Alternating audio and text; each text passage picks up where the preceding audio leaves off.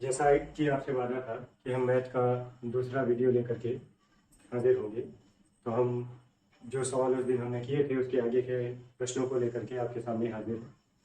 और इन सवालों में आज का हमारा सवाल है, दर्शाइए कि कोई धनात्मक विषम पूर्णांक 6q+1, 6q+3 और 6q+5 के रूप का होता है। यहाँ q कोई पूर्णांक। इस तरह के अब अगर आप देखेंगे तो आपको पहली एक्सरसाइज में बहुत सारे सवाल देखने को मिल जाएंगे। बोर्ड परीक्षा में भी इस तरह के सवालों में से एक सवाल पूछा जाता है। अब हम अपनी तरफ से सपोज कर लेते हैं कि माना ये आंसर की तरफ चल रहे हैं। माना ए एक धन पूर्णांक, एक धन पूर्णांक। सिद्ध हमें क्या करना है? हमें सिद्ध करना है कि 6q+1 कामा 6q+3 कामा 5 विषम पूर्णांक है। हमें ये सिद्ध करना है। तो इसके लिए सबसे पहले हमें एक फार्मूला पता होना चाहिए। A is equal to BQ+R।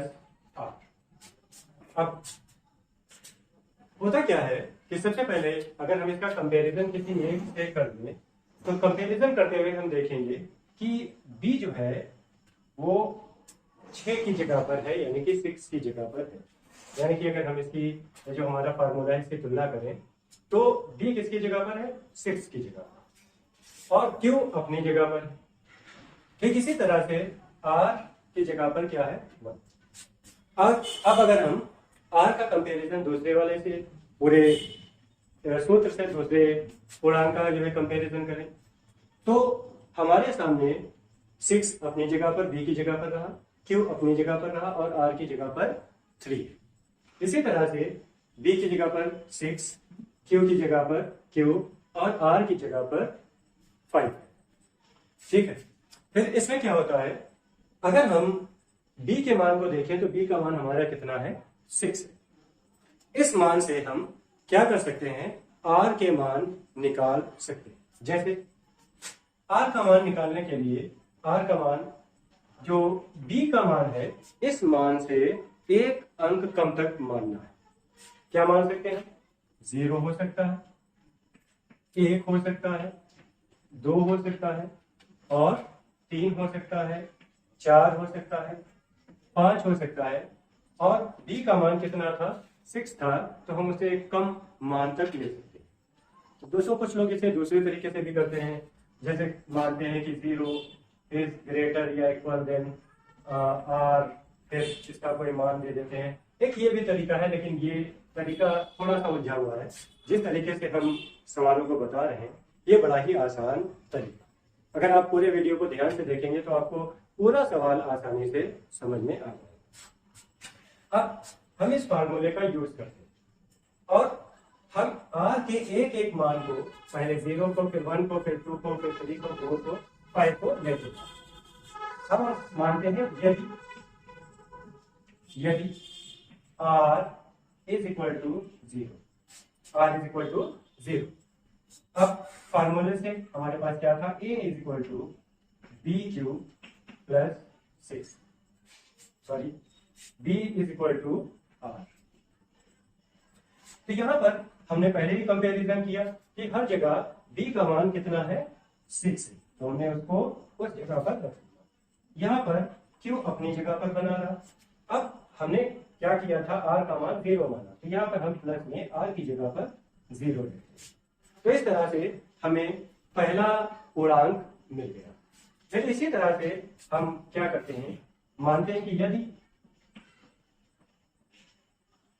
R बराबर हमारा हो जाए 1, फिर इस R बराबर 1 के मान को इस फार्मूले के हिसाब से A is equal to BQ+R के हिसाब से रख देना।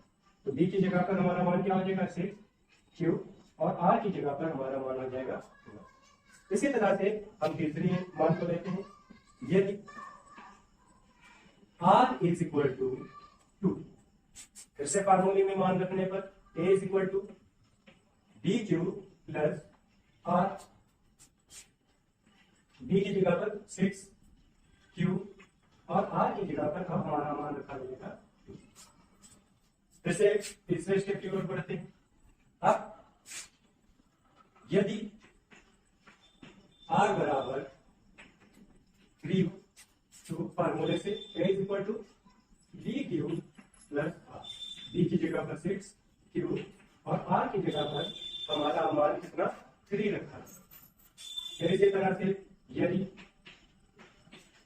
R बराबर 4 हो तो फार्मूले से A is equal to BQ plus R, B की जगह पर हमारा 6 हो जाएगा, Q R की जगह पर 4। इसी तरह से यदि हमारे पास R का मान 5 ले लिया जाए तो फार्मूले से A is equal to BQ plus R, B की जगह पर 6 हुआ, Q हुआ और R की जगह पर हमने मान 5 रख दिया। इस तरह से हमें ये पूर्णांक मिल गए। अगर हमें इन पूर्णांकों को ध्यान से देखेंगे तो हमें इसमें सम और विषम और सम दोनों तरह के पूर्णांक मिलेंगे।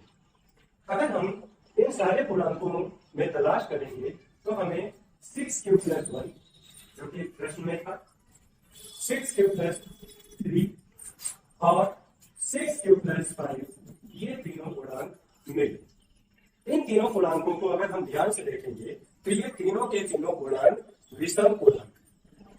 इससे जब हमने R के मान रखे और फार्मूले को लगाया तो हमने देखा कि सारे मानों को रखने पर हमें ऊपर प्रश्न में दिए गए 6Q plus 1, 6Q plus 3, 6Q plus 5 तीनों मान प्राप्त हुए और तीनों के तीनों मान विषम पूर्णांक है। अब हम क्या करेंगे, नीचे लिख देंगे, इस पूरी जो सारणी होगी उसके नीचे लिख देंगे। अतः 6Q plus 1, 6Q plus 3, 6Q plus 5 तीनों विषम पूर्णांक है और यहीं पर हमारा ये प्रश्न पूरा हो जाता है। दोस्तों, इसकी कई सारी विधियां लगाने के तरीके हैं, लेकिन ये तरीका एक बिल्कुल सिंपल वे में चलता है, सरल सा। बहुत सारे बच्चे ये होते हैं जो R के इक्वल में मान माना जाता है कि R का मान 0 से छोटा होगा या उसके बराबर होगा, या R का मान 6 से छोटा होगा। तो उस चीज को बहुत से बच्चे पकड़ ही नहीं पाते हैं, समझ ही नहीं पाते हैं। और आप इस विधि का उपयोग करेंगे, इस विधि से आपको ये प्रश्न करने में, ये सवाल करने में कोई भी प्रॉब्लम नहीं है। इसी तरह का अगर कोई प्रश्न है और आपको लगता है कि वो आपका नहीं हो रहा है तो आप हमें उस प्रश्न को ध्यान से कोशिश करूंगा कि उस प्रश्न के लिए आपका अगला वीडियो बना। ठीक है दोस्तों, मिलते हैं अगले वीडियो में।